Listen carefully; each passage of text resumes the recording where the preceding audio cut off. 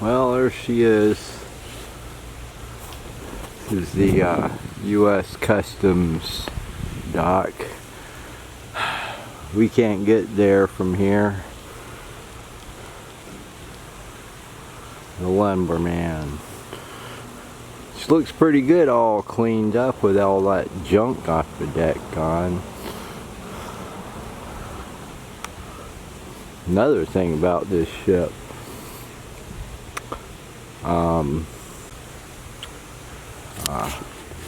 due to the age of this craft,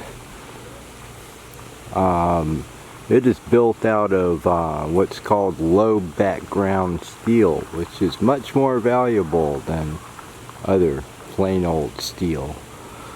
It was built before they started all the nuclear testing.